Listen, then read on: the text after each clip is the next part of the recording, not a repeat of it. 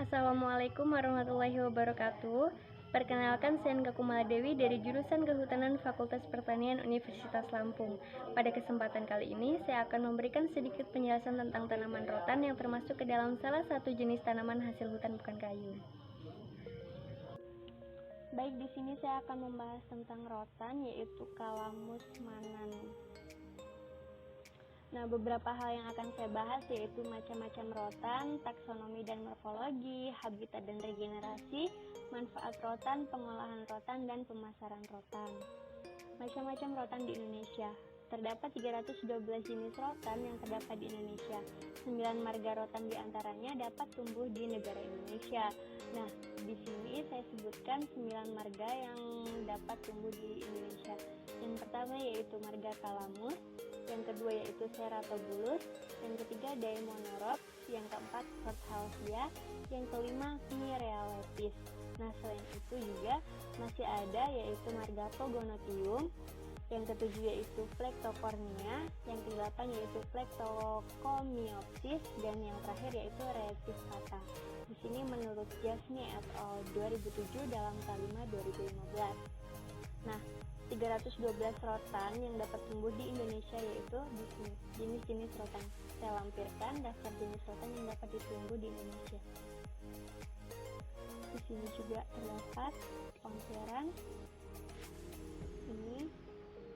Ini saya dapatkan daftar-daftar ini dalam kutipan Dasville 1974, Dali dan Sumarna 1985, Hadi Kusumo 1994 dalam Rahman dan Jasny tahun 2006.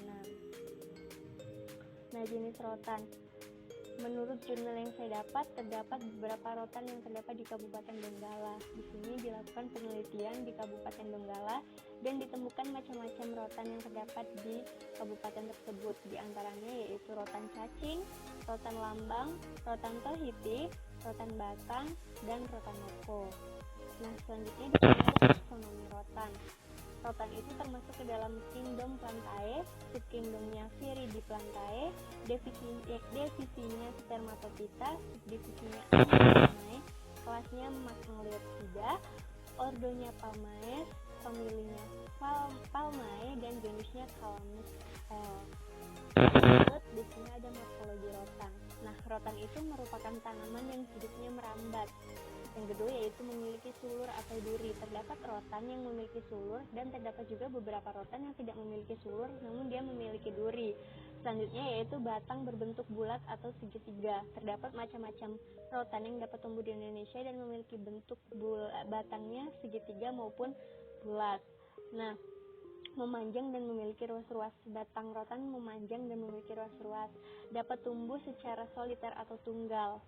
Serta rotan ini memiliki daun yang majemuk, lalu memiliki bunga yang majemuk dan memiliki perakaran yang serabut. Habitat rotan. Nah, habitat rotan itu dapat tumbuh di daerah tropis dan subtropis. Habitat tumbuhnya berupa daerah tanah yang berawa, tanah kering hingga pegunungan. Nah, rotan ini tumbuh pada ketinggian 300 sampai 1000 meter di atas permukaan laut. Serta rotan itu dapat tumbuh pada daerah yang memiliki curah hujan 2000 sampai 4000 mm per tahun. Serta rotan itu tumbuh di daerah beriklim basah dengan suhu 24 derajat Celcius hingga 30 derajat Celcius. Nah, regenerasi rotan.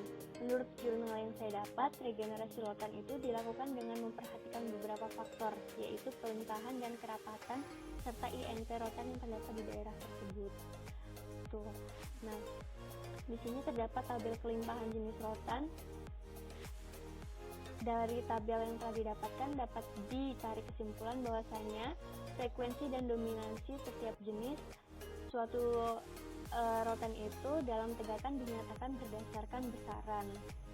Selanjutnya yaitu besarnya INP. Besarnya nilai indeks penting menyatakan besarnya peranan suatu jenis terhadap jenis lain di antara komposisi pemudaan alami dan suatu komoditas. Menurut Dombois dan Ellenberg tahun 1974. Dari pernyataan tersebut dapat kita ketahui bahwa regenerasi sangat diperlukan untuk keberlangsungan hidup rotan. Sehingga untuk menanam rotan, untuk memelihara rotan perlu diadakan regenerasi untuk mempertahankan hidup rotan tersebut. Selanjutnya yaitu pemanenan rotan. Rotan itu dapat dipanen apabila batangnya itu sudah berwarna kuning. Nah, ketika batang itu sudah berwarna kuning berarti dia sudah matang dan siap untuk dipanen. Yang kedua itu rotan dipanen apabila durinya berwarna hitam atau kuning kehitaman. Sehingga kalau durinya itu masih berwarna hijau, maka si rotan itu belum bisa dipanen karena si rotan itu masih mentah istilahnya. Selanjutnya yaitu rotan dapat dipanen apabila daunnya sudah gugur. Ketika rotan itu sudah tua atau siap dipanen, maka daun rotan akan seketika menggugurkan dirinya. Terus selain itu rotan juga dapat dipanen apabila batangnya sudah tidak dibalut oleh pelepah. Nah, sudah tidak dibalut oleh pelepah. Artinya di sini rotan itu memiliki pelepah dan ketika dia sudah masak atau siap dipanen, maka pelepahnya itu akan lepas dengan sendirinya. Selanjutnya yaitu pengolahan rotan. Terdapat beberapa tahap untuk pengolahan rotan. Yang pertama yaitu penggorengan, pencucian, pengeringan, pengupasan, pengasapan, pengawetan, dan pembengkokan. Nah, penggorengan ini dilakukan dengan tujuan untuk menurunkan kadar air karena kadar air rotan itu sangat tinggi. Selain itu, pencucian itu untuk menghilangkan minyak atau menghilangkan bekas-bekas kotoran yang terdapat pada rotan tersebut. Nah, pengeringan ini setelah rotan dicuci, positifkan rotan basah. Oleh sebab itu, diperlukan tahap pengeringan. Selanjutnya yaitu pengupasan. Pengupasan dan pemolisan ini dilakukan pada rotan yang besar dalam keadaan kering. Setelah dikeringkan baru dia dikupas. Dan yaitu pengasapan. Pengasapan ini dilakukan supaya warna rotan menjadi kuning dan mengkilap. Jadi rotan itu setelah dicuci dan dikeringkan, lalu rotan itu diberikan perlakuan yaitu pengasapan dengan tujuan untuk memberikan warna kuning dan mengkilap secara menyeluruh. Selanjutnya yaitu pengawetan dan pembengkokan. Pengawetan rotan biasanya dilakukan dengan bahan kimia. Setelah itu batang rotan dibengkokkan sesuai dengan penggunaannya. Selanjutnya yaitu di sini ada manfaat rotan. Nah, batang rotan yang sudah tua dapat dimanfaatkan untuk pembuatan kerajinan tenaga dan perabotan rumah tangga.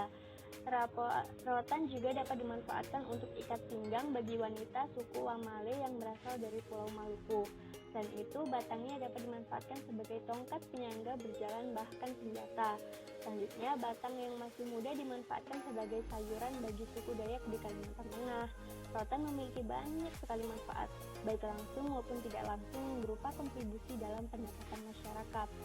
Nah, di sini pemasaran rotan. Menurut jurnal yang saya baca, pemasaran rotan itu melalui berbagai tahapan, tidak langsung, tidak instan, tetapi melalui beberapa tahapan. Nah, di sini ada alur pemasarannya. Yang pertama yaitu rotan dipanen melalui petani rotan, lalu pengumpul dan pengaung atau perajin. Jalur distribusi tipe 1 itu diawali dengan seorang petani rotan, kemudian dijual kepada pengumpul, baru menuju ke pengaung atau pengrajin. Nah, sudah selesai di sini beberapa pustaka yang saya gunakan untuk menunjang PowerPoint saya. Terima kasih atas kesempatannya. Mohon maaf apabila terdapat kata yang kurang berkenan. Saya akhiri. Wassalamualaikum warahmatullahi wabarakatuh.